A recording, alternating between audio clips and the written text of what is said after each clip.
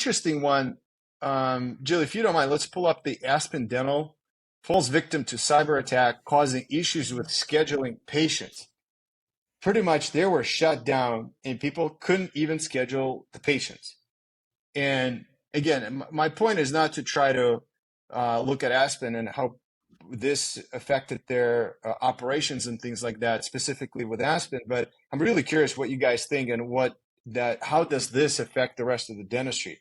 Because I don't think it's just the one instance with particular Aspen Dental. I think that this is something that we should all at least pay attention to. And I'm curious, I'm really curious what you guys think. And Brian, maybe you can kick this off with how do you do this within your little empire?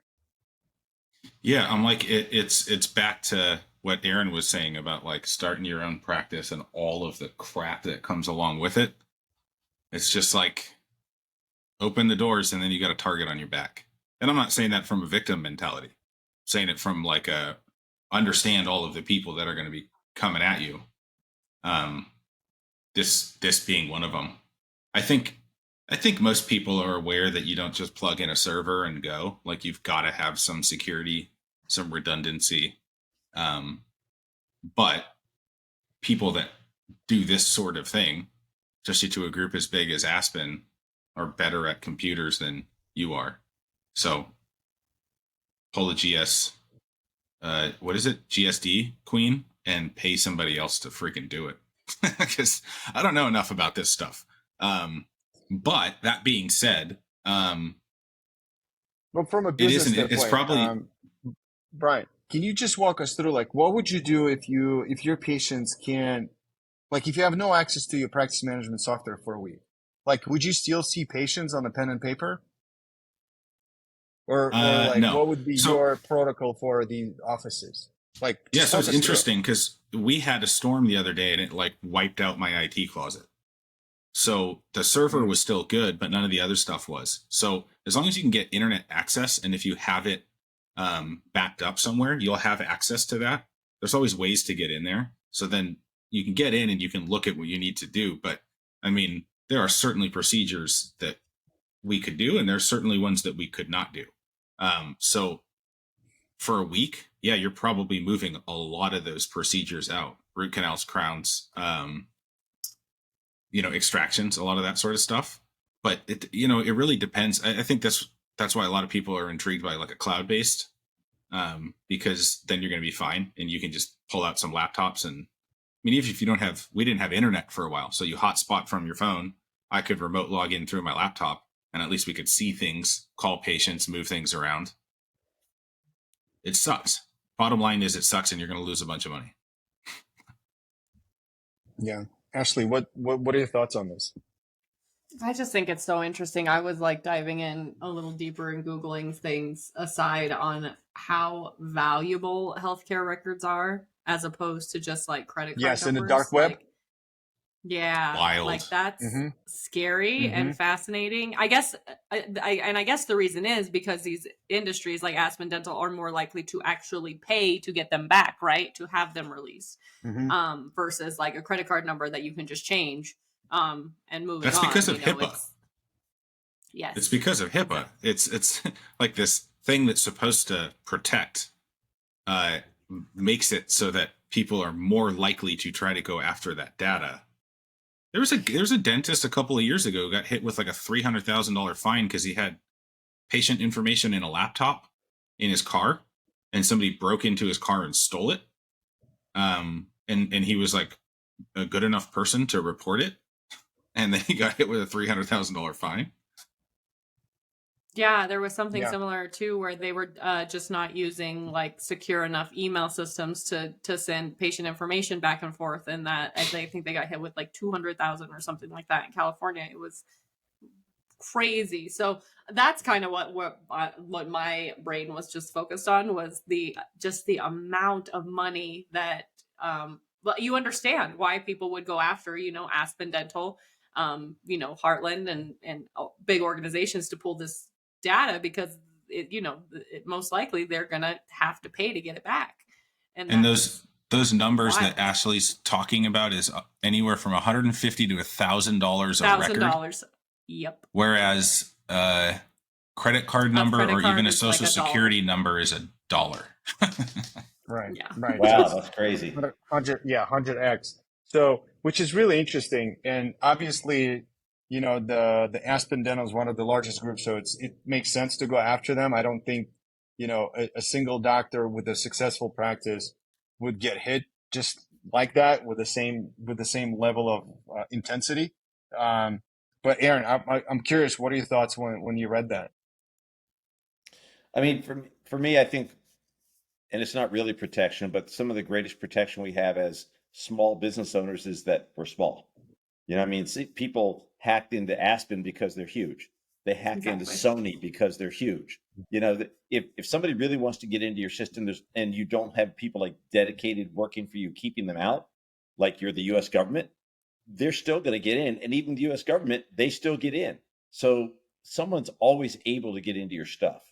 It's just a matter of, do you have enough backups in enough places to be flexible enough? You know, like Brian was saying, if you've got some kind of a cloud-based backup and you've got a copy sitting somewhere, then you're good to go. It's a minor inconvenience. Whereas if all you've got is what's sitting in your office, you got a big problem. Um, I guess I'm more old school than Brian, and if that had happened to us and I had any kind of access to the schedule, we'd be doing work, and we'd keep a paper log and we'd put it in later, or do whatever.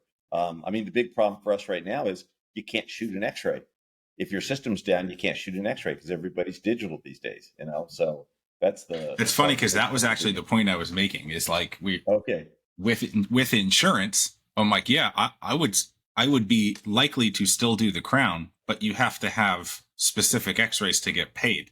So I'm like, Yeah, I'm not going to sit there for 3 days and do free work that I may or may not get paid on yeah, because yeah, we're all Right. digital.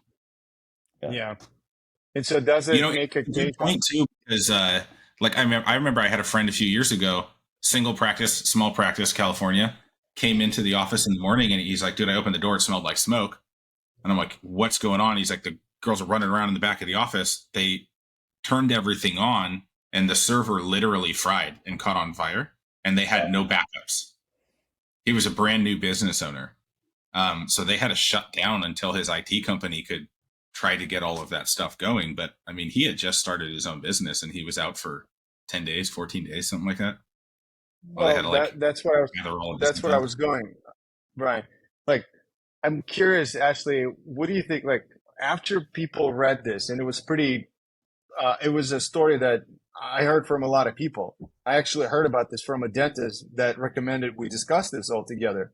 When I brought this up, when I said that we have this podcast that we're talking about the news, and said, "Whoa, you should definitely talk about Aspen Dental being hit by the cyber attack." I'm curious how many dentists that heard this and they're like, I wonder what do we do for HIPAA compliance, and go and check like what their policies are and if they're compliant or not. Are you asking me how many do I think did that? Because I feel like it Yeah. probably wasn't a lot. Like that's a We're I don't know, so screwed. cynical. Yeah, honestly, I think that maybe there was some, but not to shift away from your question, but the thing I thought about too is what are patients thinking about this? I was like, ooh, that's not good for business, Aspen. That was my first thought. As far as a deterrent for current business owners, is this something they should be looking into? And I could be wrong, that it may have had more of an effect. I'm not currently working with a specifically right hand of any dental practice at the moment, but um I think these are the things that lessons should be learned from, for sure. Were they? I don't know. Should they be? Absolutely.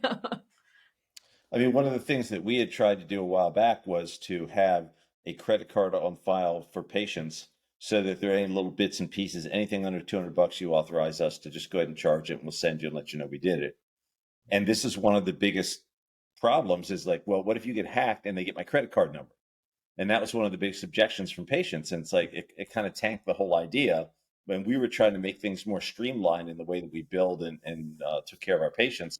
But that was one of the big concerns. Well, this company gets hacked today and that company gets hacked tomorrow, and you're a little guy What if you get hacked? You don't have the level of security these people do.